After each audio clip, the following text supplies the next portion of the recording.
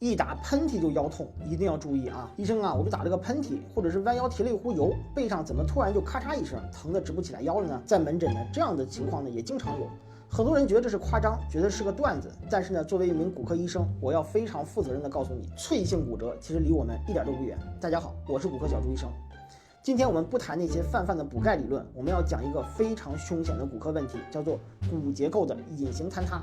当你的骨头脆弱到连咳嗽产生的胸腔压力都承受不住的时候，那说明你的骨骼已经不仅仅是缺钙那么简单了，而是内部的微观结构已经发生了地基式的腐烂。这背后最可怕的不是一次骨折，而是随之而来的多米诺骨牌效应。今天我会带你钻进骨头缝里，看清这场坍塌发生前的3个致命信号。首先我们要搞清楚，为什么看似坚硬的骨头会输给一声咳嗽呢？这要从骨头的结构说起。我们的脊椎骨外面是一层硬硬的壳，叫做皮质骨，里面像是海绵一样的网状结构，叫做松质骨或者叫做骨小梁。健康的骨小梁像是一个精密计算过的蜂巢，纵横交错，能够承受巨大的压力。但是随着骨质疏松的加重，这些骨小梁会变细、变脆，甚至断裂。原本致密的承重墙变成了稀疏的烂木头。这个时候，你的脊椎其实已经变成了一个空壳。当你剧烈咳嗽、打喷嚏或者用力排便的时候，你的胸腹腔压力会瞬间飙升。这个压力对于健康人来说是挠痒痒，但是对于空壳脊椎来说就是压死骆驼的最后一根稻草。脆弱的骨小梁瞬间崩塌，你的椎体就会像一个被踩扁的纸箱子一样，前面扁了，后面还连着，这就形成了医学上最典型的椎体压缩性骨折。最要命的是，这种骨折有时候并不是疼得很剧烈，或者被误认为是闪着腰，导致很多老人错过了最佳修复期。那么在咳嗽骨折这种极端情况发生前，身体有没有给你发过求救信号呢？当然有，但是这些信号非常隐蔽，经常被误诊，请大家对照自查这3点。首先，第一个信号是莫名其妙的变矮。不要觉得人老了变矮是正常的，如果你的身高比年轻的时候缩短3厘米以上，这就是一个红色警报，这说明你的脊椎骨正在一节一节的发生微小的塌陷。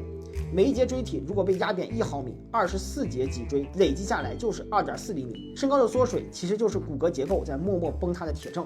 信号2是无法平躺的背后痛，注意这种痛非常有特点。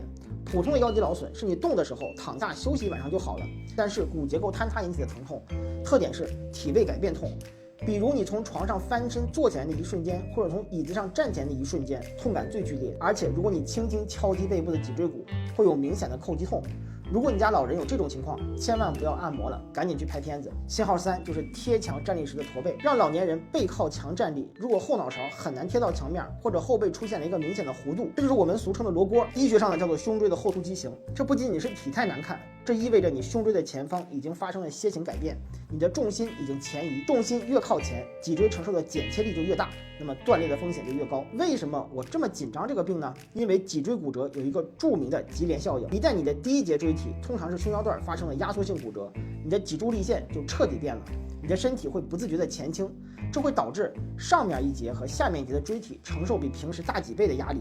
数据显示，发生过1次椎体骨折的患者，再次发生骨折的风险是常人的5倍以上。第1节塌了，很快第2节、第3节就会跟着塌，最后老人的胸廓会压缩，心肺功能受损，甚至因为长期卧床导致肺炎和血栓。这才是咳嗽骨折背后真正的死亡螺旋。讲了这么多风险，最后呢，我们要给方案。如果出现了上述信号，或者已经发生了轻微的骨折，怎么办呢？首先，第一，金标准检查不能少，除了普通的 X 光，一定要做双能 X 线的骨密度检查。必要的时候呢，还要做脊椎的核磁共振，看看到底是新伤还是旧伤。第2，就是医生要管一管。如果真的发生了压缩性骨折，而且疼痛难忍，在骨科有非常成熟的微创手术，比如大家常说的骨水泥。我们用一根针把特制的医用水泥注入到坍塌的椎体里，把它重新撑起来加固。这种手术呢，通常做完第2天就能下地走路，能极大程度的打断我们刚才所说的多米诺效应。第3，就是生活方式的重塑，避免弯腰提重物，咳嗽时候用手扶住腰部或者胸口，减少胸腹腔的压力震荡。最后给大家来个总结啊。朋友们，骨骼的衰老是静悄悄的，但是它发出的每一声的崩塌信号都是震耳欲聋的警告。不要把老了变矮是常态，不要把咳嗽腰痛当小事儿。我是小朱医生，以上这些你记住了吗？